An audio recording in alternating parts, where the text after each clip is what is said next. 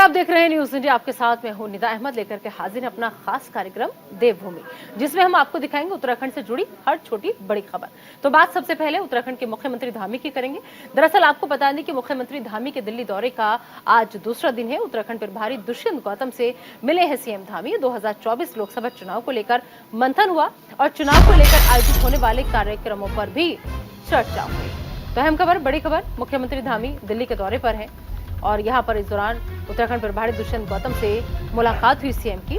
2024 का लोकसभा चुनाव को लेकर के दोनों के बीच में मंथन हुआ कि आखिर कौन सी वो रणनीति रहेगी, पार्टी किस रणनीति के साथ, किस विचारधारा के साथ आगे बढ़ेगी, 2024 में कैसे पूरे उत्तराखंड पर फोकस किया जाएगा, इन तमाम बातों को लेकर विचार हुआ, विमर्श हुआ।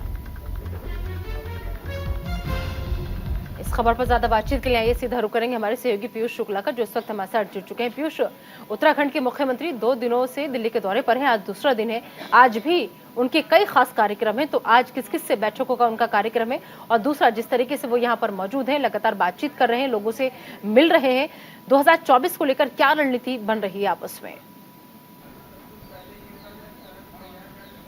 देखिए, 5 सीटें हैं लोकसभा की उत्तराखंड में, और उन 5 सीटों को लेकर भारतीय जनता पार्टी अपनी रणनीति अभी से ही तैयार कर रही है। और इसी रणनीति के तहत आज राष्ट्रीय महासचिव जो हैं दुष्यंत गौतम, जो उत्तराखंड के प्रभारी हैं, उनसे सुबह सुबह मुख्यमंत्री पुष्कर सिंह धामी ने मुलाकात की है। चूंकि अब जो कार्यक्रम है वो अभी से शुरू होने हैं पूरे प्रदेश में, और किस तरह से उनको हर लोकसभा में करना है चरणबद्ध तरीके से, उन सभी को लेकर आज एक गहन मंथन हुआ है और उसके बाद उन्हें एग्जीक्यूट करना है। और इसी बाबत ये सुबह एक लंबी मुलाकात दुष्यंत गौतम के साथ हुई है। उसके बाद मुख्यमंत्री उत्तराखंड सदन पहुंचे हैं। 12 बजे के आसपास का समय अनौपचारिक बातचीत का है। उसके बाद वो अन्य मंत्रियों से मिलने के कार्यक्रम है। संगठन में तमाम लोग हैं जिनसे निदा उनकी मुलाकात होगी, और ये मुलाकात कहीं ना कहीं 2024 के लोकसभा चुनाव को लेकर जो रणनीति है उसको कारगर साबित करने के लिए, उसको कारगर स्थिति में बनाने के लिए ये मुलाकात बहुत अहम और खास मानी जा रही है।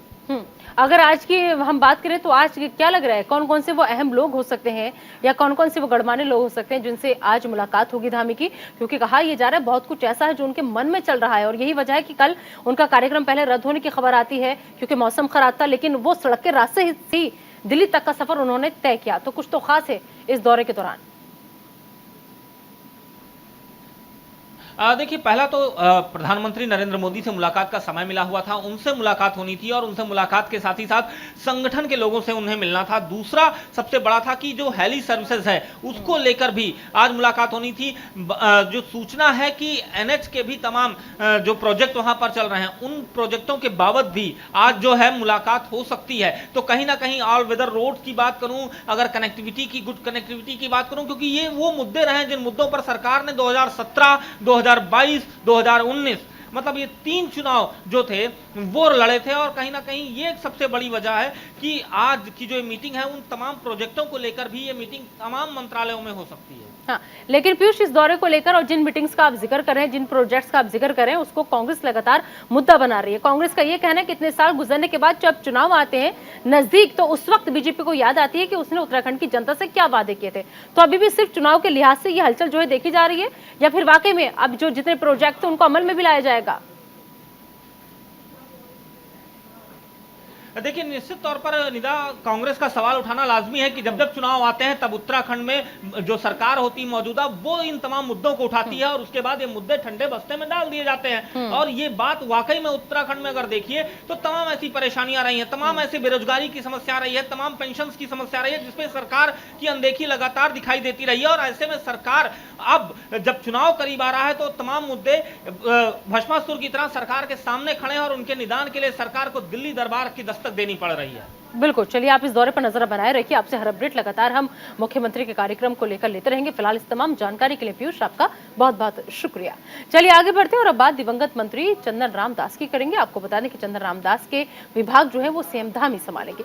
मुख्य सचिव डॉक्टर ASS संधू ने आदेश जारी किया है। अब मुख्यमंत्री धामी के विभाग जो है वो बढ़कर 29 हो चुके हैं। पहले सीएम धामी के पास 23 विभाग थे। 26 अप्रैल को चंदन राम दास का निधन हुआ था। आपको बता दें कि कैबिनेट मंत्री चंदन राम दास का 26 अप्रैल को निधन हो गया था। उनके पास समाज कल्याण, अल्पसंख्यक कल्याण, छात्र कल्याण, परिवहन, लघु और सूक्ष्म उद्यम, उद्योग और खादी और ग्राम उद्योग विभाग की जिम्मेदारी थी।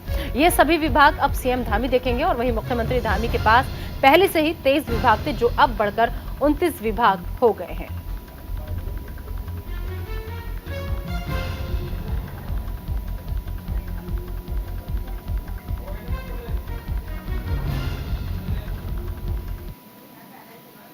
उत्तराखंड सरकार ने सरकारी संपत्तियों पर अवैध तरीके से बनाए जाने वाले धार्मिक स्थल चिन्हित कर हटाने के निर्देश दिए हैं।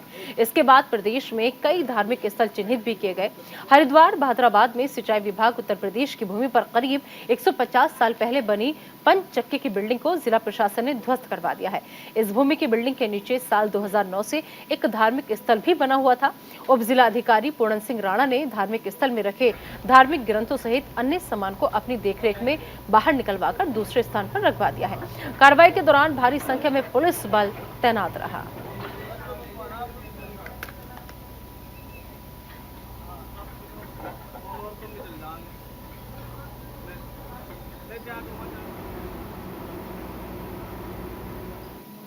एक बिल्डिंग बना हुआ था जो कि 150 साल के आसपास ये बिल्डिंग बनी हुई थी, जिसमें कि पहले पब्लिक इंटरेस्ट में एक पंचकी चला करती थी। तो क्योंकि बिल्डिंग बहुत पुराना हो गया था और आपदा के पॉइंट ऑफ व्यू से भी बहुत संवेदनशील था, इसके अलावा कुछ लोगों के द्वारा इलीगली रूप से यहाँ पे मज़ार भी स्टैब्लिश कर दी थी इरीगेशन के बिल्डिंग में। तो आज इरीगेशन एक्शन CO प्लस मेरे द्वारा विजिट किया गया।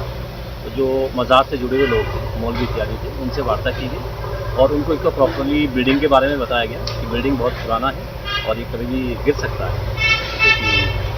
और इसके अलावा जो गवर्नमेंट की धार्मिक पॉलिसी है कि धार्मिक स्ट्रक्चर को आप किस तरह से रिमूव करेंगे, और अगर कोई इलीगल रूप से ऐसी जगह पर एस्टेब्लिश कर दिया गया है जो कि सार्वजनिक प्लेस है, उसको विदाउट एनी डिले उसको रिमूव किया जाए।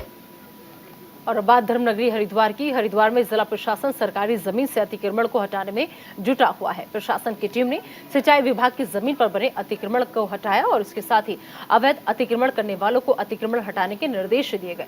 वहीं जिलाधिकारी वीरेश शंकर पांडे ने लालजी वाला क्षेत्र निरीक्षण किया और यहाँ भी सैकड़ों की तादाद में झुग्गी झोपड़ी मिली। डीएम ने झुग्गी झोपड़ियों में रह रहे लोगों को 3 मई तक पूरे क्षेत्र को खाली करने के निर्देश दिए। इनके अलावा वन गुज्जरों को भी कल शाम तक अतिक्रमण हटाने की मोहलत गई है। डीएम ने चेतावनी देते हुए कहा कि अगर अतिक्रमण नहीं हटाया जाता तो जिला प्रशासन बुलडोजर की कार्रवाई करेगा।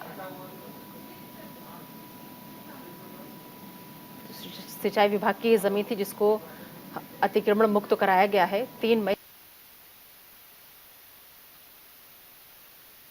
अतिक्रमण हटाया गया है। वो सिंचाई विभाग यूपी की जो फ्लड प्लेन एरिया है वहाँ पर काफ़ी लोगों ने टीन और छप्पर डालकर अपने कब्जे कर रखे थे। उसमें अधिकांश हरियाणा पंजाब के लोग मिले और आज करीब 20 के आसपास उसको तोड़ा गया है। अभी भी कार्रवाई चल रही है। यहाँ पर लालजी वाला जो कोठी के पास जो ये आप ग्राउंड देख रहे हैं सिंचाई विभाग का, ये भी है। यहाँ पर भी इस खबर पर ज्यादा बातचीत के लिए सीधा रुख करेंगे हमारे सहयोगी संजय पुंडीर इस वक्त हमारे साथ जुड़ चुके हैं। संजय, सिंचाई विभाग लगातार जमीन से अतिक्रमण जो है वो हटा रही है, लेकिन इसका विरोध भी देखने को मिल रहा है। तो ऐसे में 3 मई तक अतिक्रमण हटाने के जो निर्देश हैं, क्या पूरी कार्रवाई हो पाएगी या कुछ रुकावट बाधा आ रही है? देखिए जितना उत्तराखंड के सभी जनपदों में इन दिनों अतिक्रमण के खिलाफ एक विशेष अभियान चल रहा है, क्योंकि हमने देखा है कि मुख्यमंत्री पुष्कर सिंह धामी ने साफ कहा था कि अगर अवैध तरीके से अतिक्रमण किया जाएगा या फिर सरकारी भूमि पर अतिक्रमण किया जाएगा वो कतई भी बर्दाश्त नहीं होगा। यही वजह है कि अब जिला प्रशासन लगातार एक के बाद एक कार्रवाई कर रहा है, क्योंकि कल और आज भी लगातार अतिक्रमण के खिलाफ जो बुलडोजर है वो चल रहा है। क्योंकि मुख्यमंत्री पुष्कर सिंह धामी ने साफ कहा था कि जल्द से जल्द अतिक्रमण यहाँ से हटाया जाए, क्योंकि हम देख रहे थे कई ऐसे लोग थे, कई ऐसे लोग थे जो धार्मिक स्थल भी बना ले रहे थे, जिसको लेकर पहले चिन्हित किया गया, फिर उनको एक नोटिस दिया गया, उसके बाद उनको समय दिया गया। यानी पहले उनको काफी समय दिया गया, उसके बाद भी अगर उन्होंने अतिक्रमण नहीं हटाया तो उसके खिलाफ बड़ी कार्रवाई की जा रही है। बिल्कुल, चलिए ठीक है संजय, बहुत बहुत शुक्रिया इस तमाम जानकारी के लिए आपका। और चलिए आगे बढ़ते हैं, रुक करते हैं एक और अहम खबर का। आपको बता दें कि भारी बारिश और बर्फबारी पर आस्था भारी पड़ती नजर आ रही है, क्योंकि खराब मौसम के बीच बद्रीनाथ धाम की यात्रा लगातार जारी है। बारिश की फुहारों के बीच श्रद्धालुओं का तांता लगा हुआ है। बद्री विशाल के दिव्य दर्शन के लिए लोग उमड़े हैं और यात्रा के सुचारू संचालन के लिए प्रशासन भी जुटा हुआ है। आपको बता दें कि मौसम विभाग ने उत्तराखंड के कई हिस्सों में बारिश और बर्फबारी का येलो अलर्ट जारी किया है। बद्रीनाथ में सुबह से ही बारिश हो रही है, इसके बावजूद बड़ी संख्या में लोग दर्शन के लिए धाम पहुंच रहे हैं। जिला प्रशासन ने लोगों से सावधानी बरतने की भी अपील की है।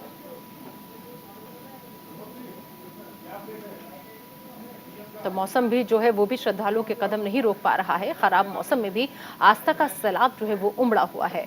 बद्री विशाल के दिव्य दर्शन के लिए यहाँ पर श्रद्धालु काफी तादाद में पहुंचे हैं। तो बारिश बर्फबारी पर आस्था भारी, क्योंकि बारिश का मौसम है, बर्फबारी हो रही है, लेकिन मौसम बेहद खराब है। बावजूद इसके श्रद्धालुओं के कदम जो है वो रुक नहीं रहे हैं।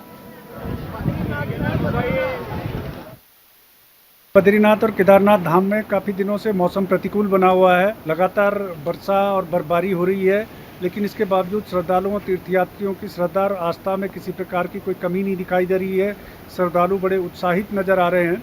प्रदेश सरकार के स्तर से, बद्रीनाथ केदारनाथ मंदिर समिति के स्तर से श्रद्धालुओं के सुगम और सरल दर्शन व्यवस्था के लेकर के सभी प्रयास सुनिश्चित किए जा रहे हैं। अलाव इत्यादि की भी व्यवस्था की गई है और प्रदेश के माननीय मुख्यमंत्री जी द्वारा लगातार यात्रा व्यवस्थाओं की मॉनिटरिंग की जा रही है।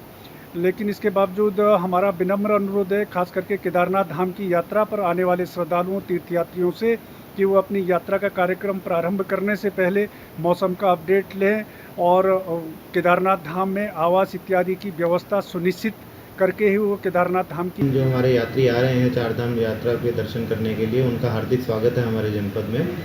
और जैसे कि बारिश जो लगातार चल रही है और आगामी 5 मई तक भी बारिश होने की संभावना है, तो हमारे जितने भी वल्नरेबल पॉइंट्स हैं वहाँ पर हमने अपनी पूरी मैन पावर डिप्लॉय की हुई है। रोड मार्शल्स जो हैं, ट्रैफिक मार्शल्स हैं, वो भी डिप्लॉयड हैं, पुलिस भी वहाँ पर डिप्लॉयड है, और जो सड़क निर्माणाधीन एजेंसीज़ हैं उनकी भी मशीनरी और मैन पावर वहाँ पर लगी हुई है।